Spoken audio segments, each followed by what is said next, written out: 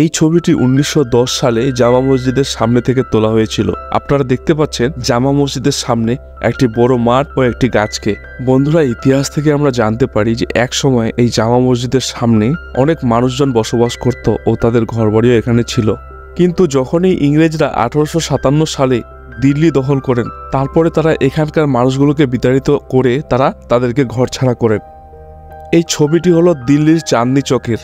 আপনারা দেখতে পাচ্ছেন সেই সময়ও কত ফেমাস ছিল এই জায়গাটি। এই ছবিটি 1903 সালে তোলা হয়েছিল।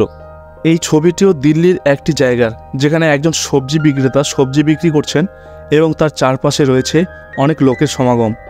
ব্রিটিশ শাসনকালে ইংরেজরা ভারতীয়দের উপর যে কত অত্যাচার করেছে সেটা এই ছবিটি না দেখলে আপনারা কোনোভাবেই বুঝতে পারতেন না। এই ফটোটি আহমেদাবাদ শহরের। এই ছবিটি 1866 সালে তোলা হয়েছিল।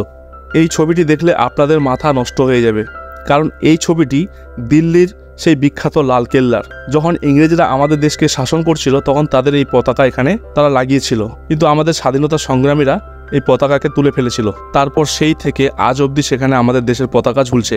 এই ছবিটি দিল্লির একটি বিখ্যাত কোনো কেল্লার, যেটি 1900 সালে তোলা হয়েছিল। আজ 100 বছর পর দিল্লিতে এত জনসংখ্যা বেড়ে গেছে যে এখানে পা রাখার মতো জায়গা নেই। এই ছবিটি মুম্বাই শহরের, যেখানে একজন বিক্রেতা কি যেন জিনিস বিক্রি করছেন। এই ছবিটি 1930 সালে তোলা হয়েছিল। এই ছবিটি আগ্রার। ইংরেজরা যখন ভারত শাসন করেন তখন আগ্রার অবস্থা এরকম ছিল। এই ছবিটি 1930 সালে তোলা হয়েছিল। এটি একটি মসজিদ যেটি দিল্লিতে অবস্থিত। 1930 সালে এরকম ছিল, আর আজকে এই মসজিদটি দেখতে এরকম। এটি অত্যন্ত একটি দুর্লভ ছবি, যেটা সাল 1954 সালে নেওয়া হয়েছিল। আপনি এখানে দেখতে পাচ্ছেন যে টাটার একটি গাড়িকে এখানে দাঁড় করে রাখা হয়েছে এবং তার পাশে অনেক লোকজন রয়েছেন। 1900 সালের বোম্বাই দেখতে অনেকটা এইরকম ছিল, যেখানে আপনি একটি কেল্লার মতো কিছু দেখতে পাচ্ছেন, যেখানে অনেক মানুষজন ঘিরে রয়েছেন। এই জায়গাটির নাম কি সেটি আপনারা কমেন্ট করে অবশ্যই জানাবেন। আপনি যে ছবিটি এখন দেখতে পাচ্ছেন এটি কলকাতার হ্যারি স্ট্রিট নামে পরিচয় ছিল, কিন্তু আজকে এই রাস্তাটির নাম মহাত্মা গান্ধী নামে পরিচিত। এই ছবিটিও কলকাতার। 1930 সালে এই ছবিটিকে তোলা হয়েছিল। যখন কলকাতায় ক্রিসমাসের সময় ছিল তখন দেখতে পাচ্ছেন লোকেরা কীরকমভাবে আনন্দ উপভোগ করত। এই ছবিটি দিল্লির কোনো এক শহরের, যেটি 1920 সালে তোলা হয়েছিল। এই ছবিটির মাধ্যমে ইংরেজদের দ্বারা শাসন করা আপনি সেই সময়ে গিয়ে ঘুরে আসতে পারবেন।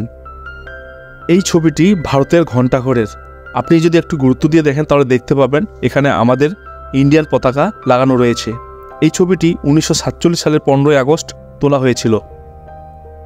এই ছবিটি পশ্চিমবঙ্গের দার্জিলিং জেলার দার্জিলিং শহরের কোনো একটি মার্কেটের এই ছবিটি 1910 সালে তোলা হয়েছিল, যেখানে আমরা অনেক মানুষকে দেখতে পাচ্ছি। এই ছবিটিতে আমরা দেখতে পাচ্ছি যে একটি মার্কেট রয়েছে যেখানে কয়েকজন বাসনপত্র বিক্রি করছে।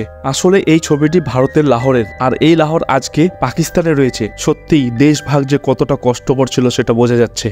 এখন যে ছবিটি আপনি দেখতে পাচ্ছেন এই ছবিটি ভারত আজাদ হওয়ার পরে, মানে 1960 দশকে তোলা হয়েছিল, যেখানে আমরা একটি মার্কেট ও তার সঙ্গে অনেক লোকজন দেখতে পাচ্ছি। এটি দিল্লির একটি ফকিরের ছবি, যে ছবিটি 1930 সালে তোলা হয়েছিল। সত্যিই ফকিরটি কত শখ করে না ছবিটি তুলছেন। এই ছবিটি তো আরও দুর্লভ।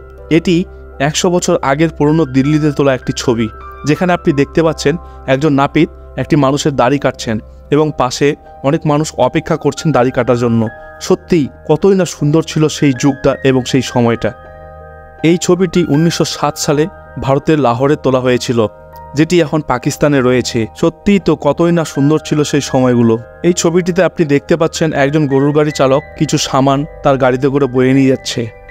1907 সালে এই ছবিটি চারমিনার বাজারের একটি দোকানের, যেখানে আমরা দেখতে পাচ্ছি অনেকগুলি লোক ক্যামেরার দিকে তাকিয়ে আছেন। সত্যিই কি দিন ছিল সেগুলি। এটি একটি দুর্লভ ছবি, যেটি 1908 সালে তোলা হয়েছিল। আপনি এখানে দেখতে পাচ্ছেন কয়েকজন যাত্রী টাঙায় করে কোথায় যেন যাচ্ছেন এবং রাস্তায় ক্যামেরাম্যানের দেখা হলে তারা ছবি তোলে। এই মানুষগুলির ঘাড়ে যে ব্যাগগুলি আপনারা দেখতে পাচ্ছেন বা বস্তাগুলি, এগুলো কোনো আম বস্তা বা ব্যাগ নয়, এগুলো চামড়ার তৈরি বোতল, যেগুলো ইংরেজরা তাদেরকে দিত এবং তাদেরকে দিয়ে বিভিন্ন জায়গা থেকে জল আনাতো। এই ছবিটি আমরা ভালো করে দেখলে দেখব এখানে মুসলমানও কাজ করছে, শিখ ভাইও কাজ করছে এবং এক হিন্দু মানুষও কাজ করছেন। এখান থেকে একটা জিনিস ক্লিয়ার হয়ে যায় যে ইংরেজরা যখন ভারতীয়দেরকে দিয়ে কাজ করাতো তখন তারা কোনোদিনও জাতপাত ধর্মে ভেদাভেদ করেনি, কিন্তু যখন দেশ দুই ভাগে ভাগ করার কথা আসে তখন তারা হিন্দু মুসলমান শিখ আর মুসলমানের সঙ্গে লড়াই লাগিয়ে দিয়ে তারা দেশ ছেড়ে চলে যায়, যার ফল আমরা এখনো অবধি ভোগ করছি। এখন আপনারা এই ঐতিহাসিক ভিডিও ক্লিপটি দেখুন, যেটি 1909 সালে দিল্লিতে তোলা হয়েছিল। আপনি এই ভিডিও ফুটেজটি দেখে আন্দাজা করতে পারবেন যে সেই সময় ভারতে মুসলমান আবাদি কীরূপ ছিল। এটি মুসলমানদের কোনো একটি প্রোগ্রাম বা অনুষ্ঠান হচ্ছে যেখানে তারা আনন্দ করছে। সেই সময় কোনো ধর্মের অনুষ্ঠানে কোনো দাঙ্গা বা হাঙ্গামা হতো না। খুব আরামেই সবাই তাদের অনুষ্ঠানকে উপভোগ করত এবং সবার সঙ্গে সেটাকে ভাগ করে নিত।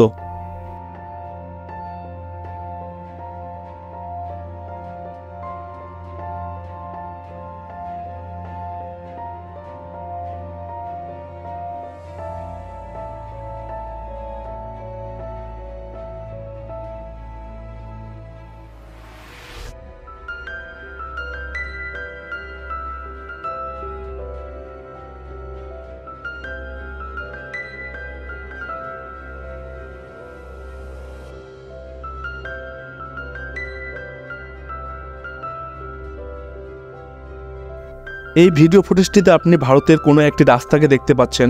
আপনি দেখতেই পাচ্ছেন যে রাস্তা দিয়ে কত মানুষ হাঁটাচলা করছে, কত টাঙ্গা ঘোড়াগাড়ি দৌড়াদৌড়ি করছে। এই ভিডিও ক্লিপটিতে আপনি দেখতে পাচ্ছেন দুজন ভিক্ষুক গান করে তারা তাদের পেটের জন্য ভিক্ষা করছেন। এই ভিডিও ক্লিপটিতে আপনি দেখতে পাচ্ছেন একজন মানুষ সাপ এবং বিচ্ছু খেলা দেখাচ্ছেন। আগের যুগে মানুষের মনোরঞ্জন এভাবেই হতো। আসলেই কতই না ভালো ছিল সেই যুগটি, যেটি আমরা কোনোভাবেই আর ফিরিয়ে পাবো না, বা যেই মুহূর্তগুলো আর কোনোদিনও ফিরে আসবে না। বন্ধুরা, এই দুর্লভ ভিডিও ফুটেজটি দেখুন, যেখানে মহাত্মা গান্ধীকে আমরা কিছু খেতে দেখতে পাচ্ছি। আর এই ভিডিও ফুটেজটি রেকর্ড করা হয়েছিল 1913 সালে।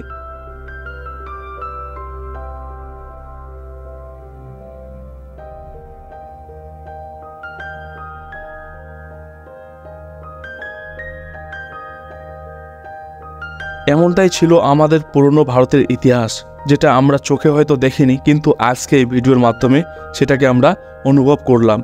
এই রকম আরও নিত্য নতুন ভিডিও দেখার জন্য বা ভারতের অনেক ঐতিহাসিক ভিডিও দেখার জন্য আমাদের চ্যানেলটিকে এক্ষুনি সাবস্ক্রাইব করে পাশে থাকা বেল বাটনটিকে প্রেস করে দিয়ে ভিডিওটিকে একটি লাইক দিয়ে বন্ধুদের সঙ্গে শেয়ার করবেন। দেখা হচ্ছে নতুন কোনো ভিডিওতে। সবাইকে ধন্যবাদ।